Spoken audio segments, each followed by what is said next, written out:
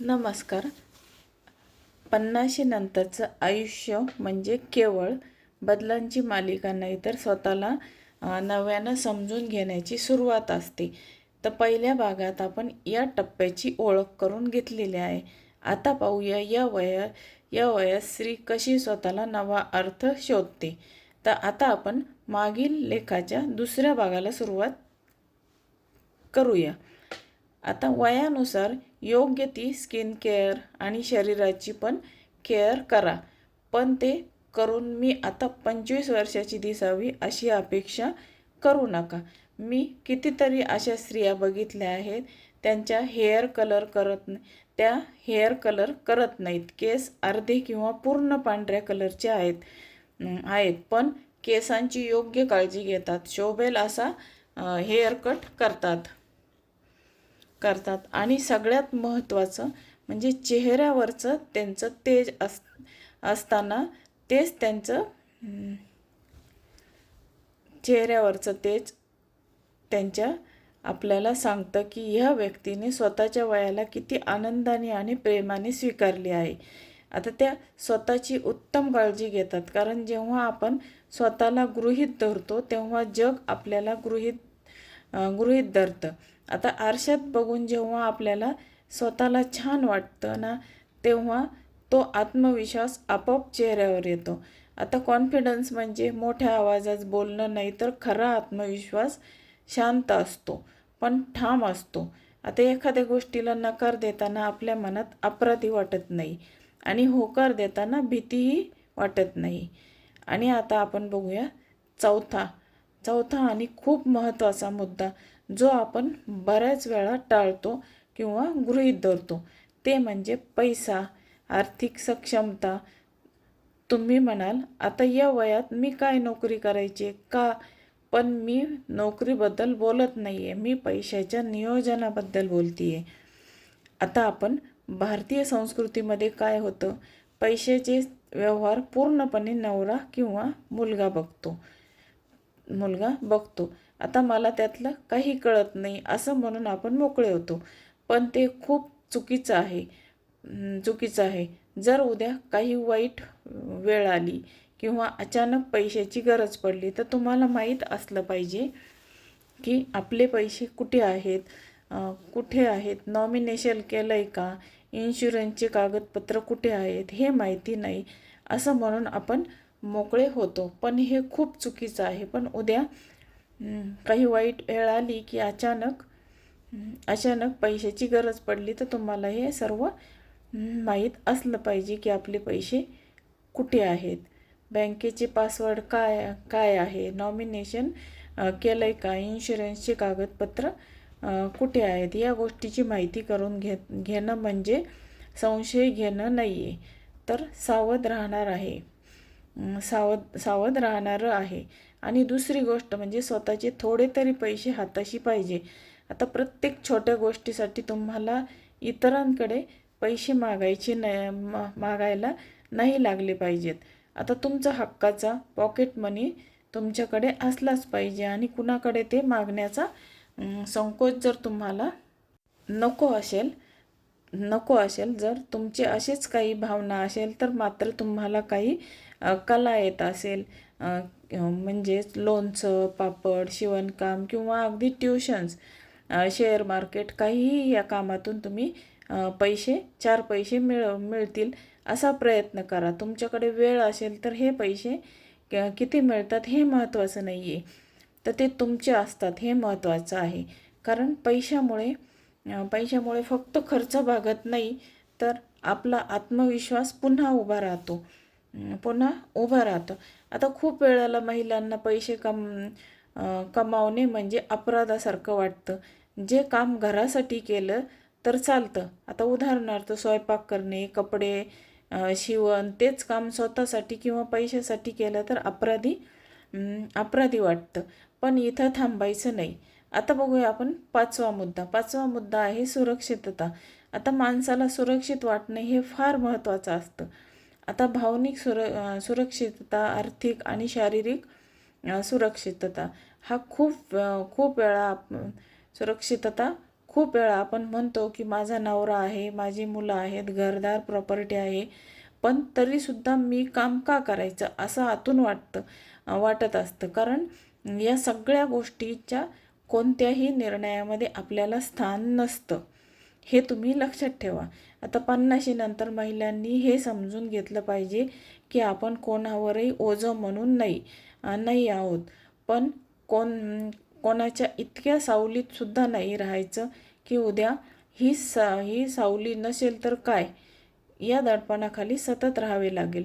आता स्वतःचे काही छोटे निर्णय, स्वतःचेच काही पैसे, स्वतःचा आवाज, हे सगळं आपल्या मनाच्या सुरक्षिततेसाठी करणे भाग आहे. आता आपण बघूया 6वा मुद्दा. आता 6व्या मुद्द्यामध्ये आपण थोडं नात्याबद्दल बोलूया. आता 50 नंतर नात्यांमध्ये सुद्धा खूप बदल होतात. आता नवरा कदाचित रिटायर झालेला असतो किंवा होणार असतो. आता आत्तापर्यंत ते दिवसभर बाहेर असायचे, आता 24 तास घरात असतात. सुरुवातीला छान वाटतं, पण मग नंतर थोडा त्रास व्हायला लागतो. कारण प्रत्येकाला स्वतःची स्पेस हवी असते की त्यांना त्यांची सवय असते, आपल्याला आपली सवय असते. अशा वेळी काय करायचं, एकमेकांना स्पेस द्यायला तुम्ही शिकले पाहिजे. त्यांना जे आवडतं ते त्यांना करू द्या, तुम्हाला जे आवडते ते तुम्ही करा. आता सतत एकमेकांच्या सोबतीने गोष्टी करायची गरज नाही आहे. आणि मुलांच्या बाबतीत तर मगाशी मी सुरुवातीलाच तुम्हाला सांगितलं पहिल्या भागामध्ये, तसंच मुलं मोठी झाली आहेत, त्यांचं आयुष्य आहे. आपण काय करतो, त्यांना अजूनसुद्धा लहान बाळ समजून त्यांच्या आयुष्यात हस्तक्षेप करत राहतो. हे का केलं, ते केलं, तिथे का गेला होतास, हेच का खाल्लं, हे त्यांना नको असतं आणि मग खटके उडतात. म्हणून थोडा अलिप्त व्हायला शिका. त्यांनी विचारलं तर सल्ला द्या, नाही तर शांत राहा. प्रेम आहेच, काळजी आहेच, पण ती व्यक्त करण्याची पद्धत आता आपल्याला बदलावी लागेल.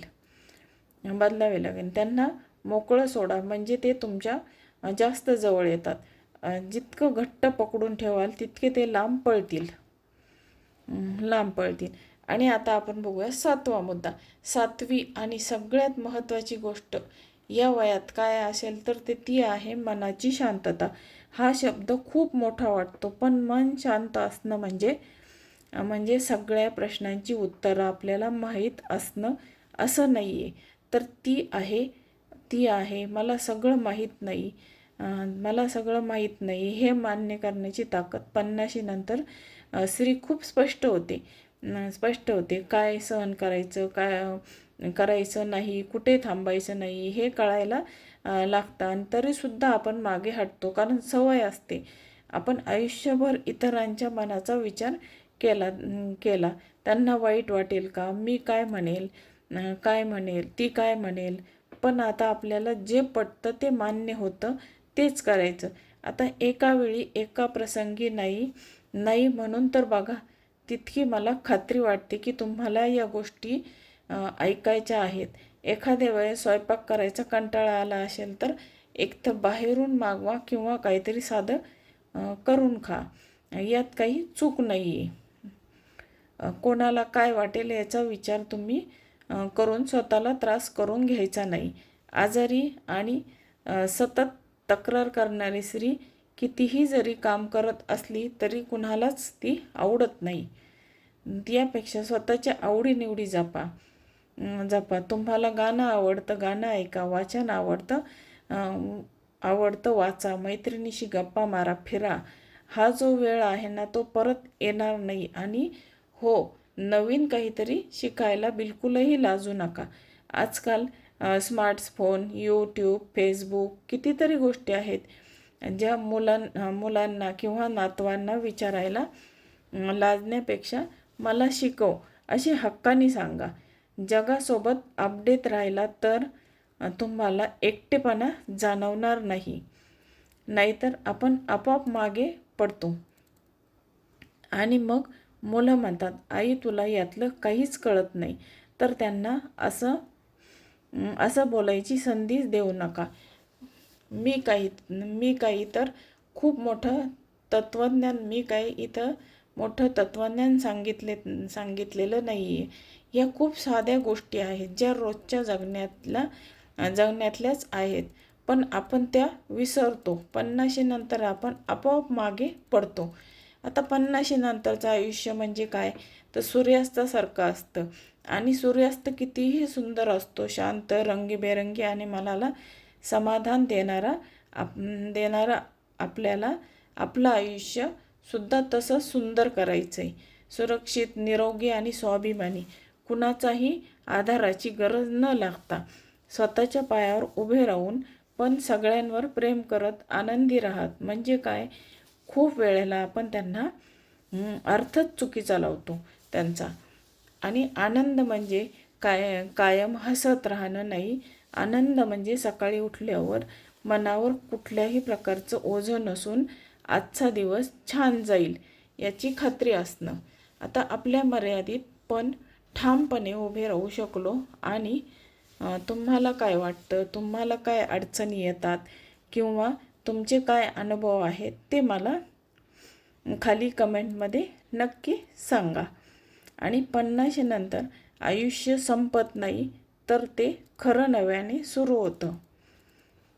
आता या वयात स्त्री अधिक समजूतदार, अनुभवसंपन्न आणि आत्मभानाने भरलेली असते.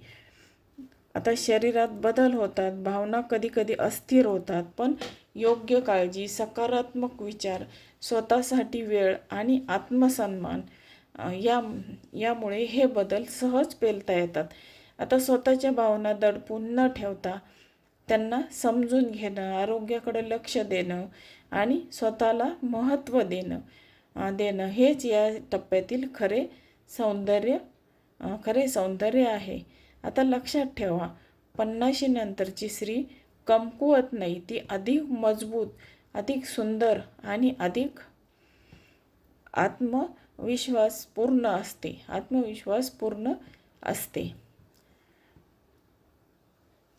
बघा मैत्रिणींनो, तुम्हाला व्हिडिओ आवडला असेल तर लाईक, शेअर आणि आपल्या अशाच मैत्रिणींना, बहिणींना शेअर करा ज्यांना हे ऐकण्याची गरज आहे. तर आता तुम्हाला हे दोन्ही भाग कसे वाटले, व्हिडिओ आवडला तर मंजू क्रिएशन या चॅनलला सबस्क्राईब करा आणि असेच आनंदी रहा.